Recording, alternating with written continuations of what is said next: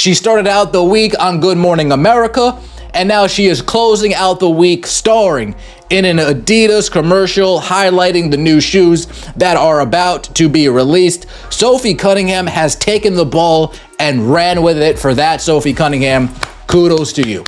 The WNBA thought they could silence her, but Sophie Cunningham just proved she doesn't need the league. She is the league. After weeks of whispers, broken trust, and hidden tension inside the Indiana Fever, Sophie finally stepped into the spotlight, and everything changed.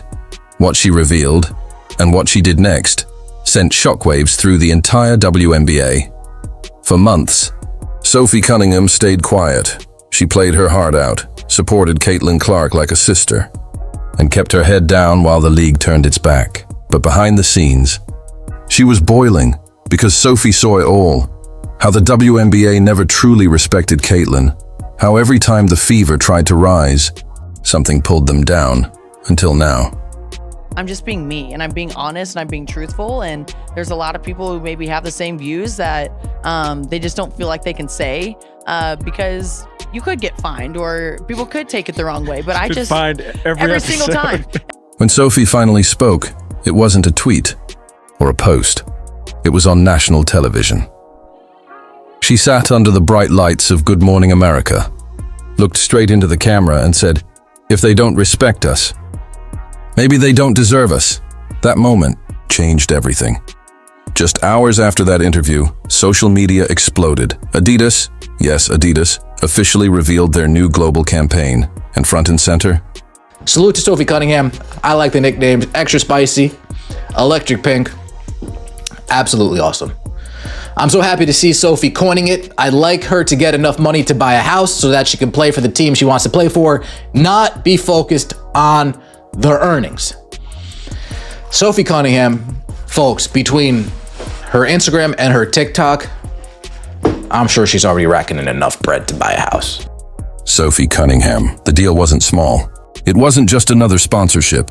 Sources close to Adidas say it could be worth over $1 billion by 2026. A $1 billion partnership built around Sophie's vision, her voice, and her power.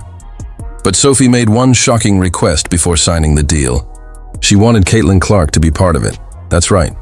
Sophie told Adidas she wouldn't finalize the deal unless Caitlin Clark joined the project. Loyalty, friendship, respect.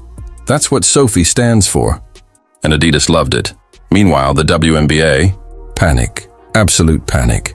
Behind closed doors, the Indiana Fever's front office went into full damage control.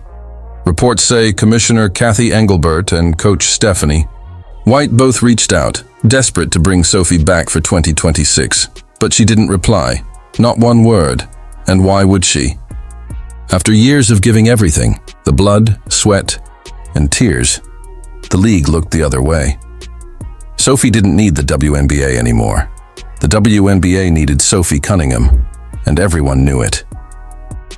You was just on Good Morning America.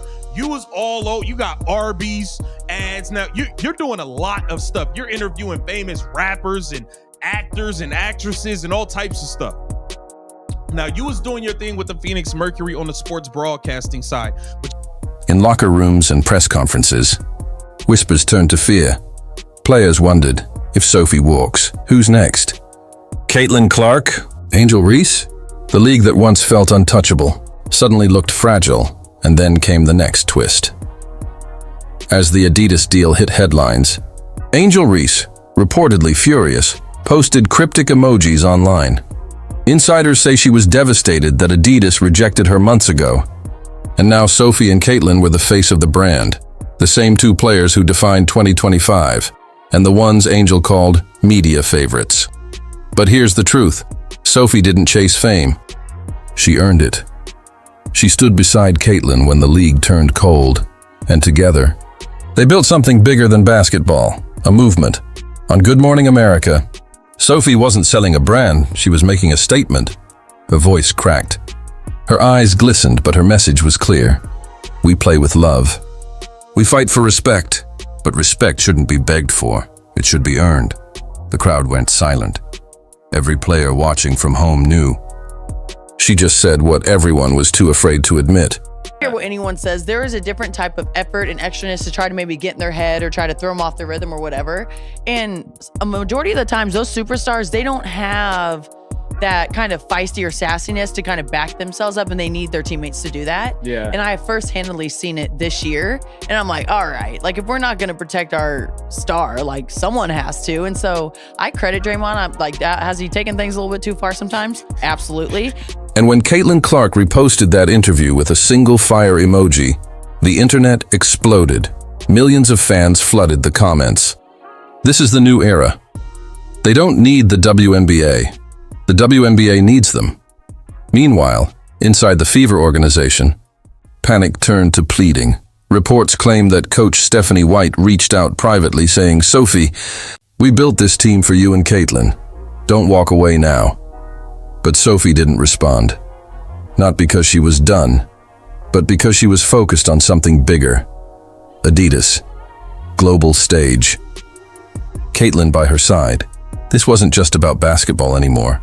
It was about legacy. The Fever wanted her back for 2026, but Sophie? She's building her own empire. Imagine this. The world's biggest sports brand. Two of the most powerful women in basketball, $1 billion deal. $600,000 a year, that's enough for a house.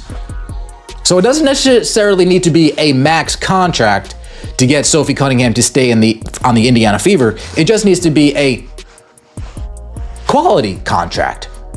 We respect what you've done for our franchise contract. We understand what you contribute to this team contract. We're not going to undervalue your contribution contract. That's all it needs to be.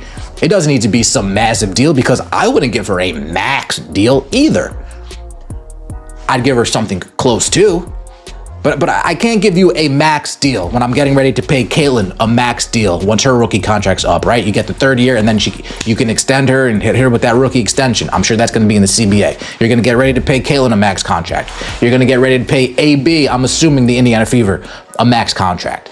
Do you want a Sophie and Caitlin, side by side, not fighting for attention, but redefining what respect in women's sports really means? Adidas sees it.